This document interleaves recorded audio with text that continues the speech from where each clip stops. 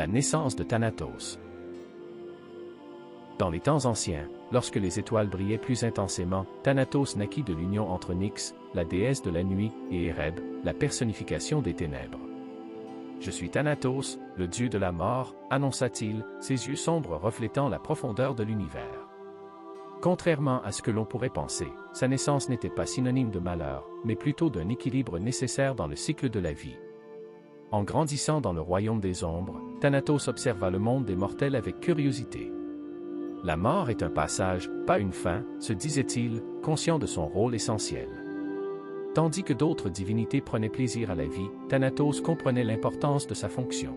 « Je suis ici pour guider les âmes vers l'au-delà, et non pour les effrayer », pensait-il, conscient du poids de son héritage. Un jour, alors qu'il se tenait aux abords du royaume des vivants, il vit des mortels pleurer la perte de leurs proches. « Ils ne comprennent pas que la mort est une transition », murmura-t-il avec compassion. « Je dois leur montrer que chaque fin est un nouveau commencement. » Avec une résolution nouvelle, Thanatos se mit en quête d'apporter paix et réconfort aux âmes égarées. « Je ferai en sorte que ma présence soit une source de sérénité et non de terreur », se promit-il, déterminé à changer la perception de son rôle. « Je suis Thanatos, et je suis ici pour aider, non pour nuire. » Avec ce nouvel objectif, il se prépara à embrasser son destin. La rencontre avec Hypno. Thanatos, en tant que dieu de la mort, avait un frère jumeau nommé Hypno, le dieu du sommeil. « Hypno, viens ici », l'appela-t-il un jour, curieux de connaître les capacités de son frère. Hypno, avec un sourire doux, s'approcha. « Que veux-tu, Thanatos ? Pourquoi cette urgence ? » demanda-t-il, ses yeux brillant d'une lueur apaisante. « Je veux comprendre comment tu offres aux mortels un repos paisible, » répondit Thanatos, admiratif. « La mort et le sommeil sont étroitement liés, et j'ai besoin de ton aide pour montrer aux vivants qu'il n'y a pas de peur à avoir. » Hypno, touché par la sincérité de son frère, hocha la tête. « Alors, laisse-moi te montrer comment apporter la paix, » affirma-t-il. Ensemble, ils s'assirent dans un jardin de fleurs nocturnes, Hypno expliquant comment le sommeil pouvait être réparateur. « Les mortels craignent souvent ce qu'ils ne comprennent pas, tout comme ils craignent la mort, » expliqua Hypno. « Mais en leur offrant un sommeil doux, je les prépare à accepter la mort comme une partie naturelle de la vie. » Thanatos, inspiré, réalisa que sa mission était de guider les âmes vers une mort paisible, tout comme Hypno guidait les vivants vers un sommeil réparateur. « Nous sommes deux faces d'une même pièce, » conclut Thanatos, conscient que leur union serait bénéfique pour tous. Ensemble, nous offrirons paix et réconfort aux mortels. La mission de Thanatos. Éclairé par les paroles de son frère, Thanatos décida d'accomplir sa mission. « Je vais voyager parmi les mortels pour apaiser leurs craintes », se dit-il, déterminé à apporter une nouvelle perspective sur la mort. Prenant son envol, il se dirigea vers le monde des vivants, prêt à rencontrer ceux qui avaient besoin de son aide. À son arrivée, il observa une communauté en deuil. Les gens pleuraient la perte d'un être cher, leur visage marqué par la tristesse. « Pourquoi pleurez-vous » leur demanda-t-il d'une voix douce, comme un murmure dans le vent. « La mort est une partie de la vie, et je suis ici pour vous aider à comprendre. » Un homme, les larmes aux yeux, répondit, « Nous avons perdu notre père, et nous ne savons pas comment continuer sans lui. » Thanatos, se penchant vers lui, lui dit, « Votre père n'est pas loin. Il veille sur vous depuis l'autre côté, et il souhaite que vous viviez en paix. » Les mots de Thanatos, empreints de compassion, touchèrent les cœurs. « Nous devons célébrer sa vie, pas seulement pleurer sa perte, » affirma un autre membre de la famille. Thanatos, voyant leur compréhension grandir, se sentit comblé. « C'est cela, le vrai sens de la mort, » pensa-t-il, conscient de l'impact de son intervention. Avec chaque interaction, Thanatos apporta réconfort et sagesse, enseignant aux mortels à accepter la mort comme une partie naturelle de la vie. « Je suis ici pour vous guider, pas pour vous effrayer », leur promit-il, déterminé à changer leur vision de la mort. La confrontation avec les dieux.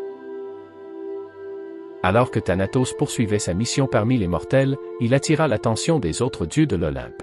« Qui est ce dieu qui tente de changer notre vision de la mort » demanda Zeus, intrigué. Thanatos, le dieu de la mort, est en train d'influencer les mortels, rapporta un messager. « Il ne devrait pas avoir ce pouvoir » affirma Aphrodite, la déesse de l'amour. « La mort doit être redoutée, car elle rend chaque moment précieux. » Thanatos, entendant ces mots, décida de se rendre sur l'Olympe pour défendre sa vision. Je dois leur montrer que la mort n'est pas synonyme de désespoir, se dit-il. Lorsque Thanatos arriva, il se tenait droit devant les dieux. Je suis ici pour expliquer ma mission, déclara-t-il avec détermination. La mort est une transition, et je suis ici pour apporter paix et réconfort aux âmes. Les dieux, intrigués, l'écoutèrent attentivement. Mais comment peux-tu justifier ta présence, demanda Héra, la reine des dieux. Les mortels doivent comprendre que la vie est précieuse. Thanatos, avec calme, répondit, je ne cherche pas à diminuer la valeur de la vie, mais à aider les mortels à accepter la mort comme une partie intégrante de leur existence. Les dieux, touchés par son discours, commencèrent à voir la sagesse dans ses paroles. Peut-être que tu as raison, Thanatos, admit Zeus, réalisant que la peur de la mort pouvait être atténuée. Si tu peux vraiment apporter paix et sérénité, alors continue ta mission. La mission élargie. Avec l'approbation des dieux, Thanatos retourna sur Terre, déterminé à étendre sa mission. Je vais voyager dans le monde entier pour enseigner aux mortels l'importance de l'acceptation, se dit-il, son cœur rempli d'espoir. Je leur montrerai que la mort peut être une belle transition. Thanatos commença à voyager à travers les villages et les cités, rencontrant des âmes en peine. Je suis Thanatos, et je suis ici pour vous aider à comprendre la mort, annonça-t-il dans une petite ville. Les gens, d'abord méfiants, commencèrent à l'écouter attentivement. Il leur racontait des histoires de ceux qui avaient passé de l'autre côté, des récits de paix et de lumière. La mort n'est pas la fin, mais le début d'un nouveau voyage, leur expliquait-il avec douceur. Les mortels, touchés par ces mots, commencèrent à changer leur perception de la mort. Nous devons célébrer la vie de ceux que nous avons perdus, et non les pleurer éternellement, affirma une femme, inspirée par les paroles de Thanatos. Je vais honorer leur mémoire en vivant pleinement. Thanatos, voyant les changements dans leur cœur, se sentit comblé. Au fil de ses voyages, il devint un symbole d'espoir pour ceux qui avaient perdu quelqu'un. Je suis là pour vous rappeler que l'amour ne meurt jamais, il se transforme, leur disait-il, apportant paix et réconfort à chaque pas. La rencontre avec un héros. Un jour, lors de ses voyages, Thanatos rencontra un jeune héros nommé Achille, célèbre pour sa bravoure. Thanatos, que fais-tu ici? Demanda Achille, perplexe. Je suis ici pour apporter la paix aux âmes, même à celles des héros, répondit-il calmement. Achille, bien que puissant, portait en lui la peur de la mort. Je crains la mort, car elle mettra fin à ma gloire, avoua-t-il, son regard sombre. Thanatos, avec compassion, répondit, la mort ne diminue pas ton héritage. Au contraire, elle le célèbre. Chaque héros doit un jour faire face à son destin. Intrigué, Achille écouta attentivement. Je veux comprendre comment accepter cela, admit-il, réalisant que même les plus grands guerriers sont soumis à la mortalité. Thanatos, voyant sa volonté d'apprendre, lui proposa une vision. Imagine un monde où la mort est célébrée comme une libération, et non comme une fin. Au fil de la conversation, Achille commença à voir la mort sous un nouveau jour. Peut-être que je peux être un héros même après ma mort, pensa-t-il, conscient que son héritage pouvait perdurer. Je vais vivre pleinement, sachant que la mort est simplement un nouveau chapitre. Thanatos, touché par la transformation d'Achille, lui dit, tu seras toujours un héros, tant que tu vis avec courage et passion. Ensemble, ils se promirent de ne jamais craindre la mort, mais de l'accepter comme une partie naturelle de la vie. L'épreuve de la peur. Malgré les progrès de Thanatos, il réalisa que de nombreux mortels continuaient de craindre la mort. Je dois les aider à surmonter leur peur, se dit-il, déterminé à mener une mission spéciale. Il décida d'organiser un rassemblement où il pourrait parler directement aux gens. Venez, mortels. Je vous invite à un dialogue sur la mort, annonça-t-il à travers les villages. Les gens, curieux mais hésitants, commencèrent à se rassembler. Que pourrait bien nous dire le dieu de la mort, murmurait-il, mais Thanatos, avec douceur, les encouragea à venir. Au rassemblement, Thanatos parla de la nature de la mort, expliquant comment elle faisait partie du cycle de la vie. Vous n'êtes pas seul dans votre peur. Même les dieux ressentent parfois l'appréhension, déclara-t-il avec sincérité. Mais ensemble, nous pouvons apprendre à accepter cet aspect inévitable de la vie. Il invita les participants à partager leurs histoires de perte et de peur. Parler de la mort peut aider à la comprendre, affirma-t-il, écoutant attentivement chaque témoignage. Les mortels, touchés par sa gentillesse, commencèrent à ouvrir leur cœur, partageant leurs angoisses et leurs doutes. À la fin du rassemblement, une femme se leva et déclara « Merci, Thanatos. Aujourd'hui, j'ai compris que la mort n'est pas quelque chose à craindre, mais une partie de notre voyage. » Thanatos, ému par cette déclaration, réalisa que sa mission portait ses fruits. « Je suis ici pour vous aider à trouver la paix, » lui promit-il, le cœur plein de satisfaction. La lutte des âmes. Alors que Thanatos continuait sa mission de paix, il fut confronté à une situation difficile. Un groupe d'âmes tourmentées refusait de quitter le monde des vivants, accrochées à leur passé. « Je ne peux pas laisser ce monde, » pleurait une âme, désespérée.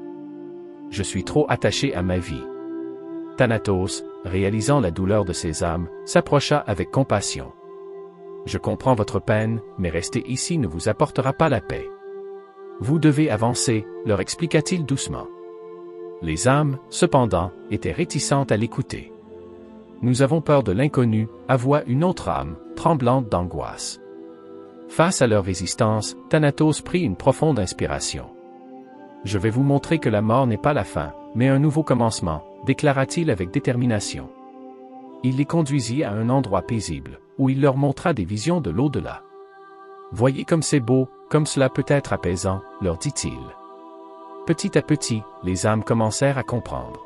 « Peut-être que je peux avoir la paix là-bas, » murmura l'une d'elles, réalisant que l'attachement à la vie ne faisait qu'augmenter leur souffrance. « Je suis prêt à avancer, » affirma un autre, déterminé. Avec douceur, Thanatos les guida vers la lumière, leur murmurant des mots de réconfort. « Vous ne serez pas seuls. Je serai avec vous à chaque étape du chemin. » Les âmes, touchées par sa gentillesse, acceptèrent leur destin et s'élevèrent enfin vers l'au-delà, libérées de leur chaîne terrestre. La rédemption de Thanatos. Alors que Thanatos poursuivait sa mission, il commença à réaliser que sa perception par les mortels et les dieux changeait. « Je ne suis plus simplement le dieu de la mort, mais un guide pour ceux qui cherchent la paix, » se dit-il, le cœur apaisé. Il avait trouvé un sens à son existence, et cela le remplissait de joie. Un jour, alors qu'il se reposait dans un jardin, il reçut la visite de son frère Hypno. « Tu as fait un travail incroyable, Thanatos. Les mortels commencent à voir la mort sous un nouveau jour, » lui dit Hypno avec admiration. « Tu es devenu un symbole d'espoir. » Thanatos, touché par ces mots, répondit « Je ne l'aurais pas fait sans ton soutien. » Ensemble, nous avons montré aux mortels que le sommeil et la mort sont des transitions naturelles. Ils rirent ensemble, se rendant compte que leur lien était plus fort que jamais. « Je veux continuer à aider les autres, à apporter la paix, » déclara Thanatos avec détermination. « Je vais voyager encore plus loin, jusqu'aux confins du monde, pour aider ceux qui en ont besoin. » Hypno, souriant, ajouta « Et je serai là à tes côtés. Ensemble, nous apporterons réconfort et sérénité. » Avec cette promesse, ils se préparèrent à continuer leur mission. Nous sommes les gardiens de ces passages, et nous ferons en sorte que chacun trouve la paix, affirma Thanatos, conscient que leur héritage vivrait à travers les âmes qu'ils aideraient. L'héritage de Thanatos. Au fil des années, Thanatos devint une légende parmi les mortels et les dieux. Il est le dieu qui apporte la paix et la compréhension, disait-il, honorant son travail. Les rituels en son honneur se multiplièrent, et les gens apprirent à célébrer la vie et à accepter la mort comme une partie de leur existence. Thanatos, conscient de son impact, se mit à rêver d'un avenir où les mortels vivraient sans crainte de la mort. « Je veux laisser un héritage de sérénité et de sagesse », se disait-il, déterminé à continuer sa mission. Son nom devint synonyme de paix, et les gens se rassemblaient pour partager leurs histoires de vie et de mort. Nous devons nous souvenir de ceux qui nous ont quittés, encourageait-il, réalisant que la mort ne signifiait pas l'oubli, mais la célébration. Thanatos, évoluant dans ce nouveau monde, se sentit comblé. « Je suis ici pour aider, et mon travail portera ses fruits, » pensa-t-il, conscient que chaque âme qu'il avait guidée était un pas vers un monde meilleur. Avec une détermination renouvelée, Thanatos s'engagea à continuer d'apporter paix et réconfort. « Je suis le dieu de la mort, mais je suis aussi un guide vers la lumière, » affirma-t-il, prêt à embrasser son rôle avec fierté. Son héritage vivrait à travers les âmes qu'il avait touchées, et il savait qu'il continuerait à inspirer les mortels longtemps après sa propre existence.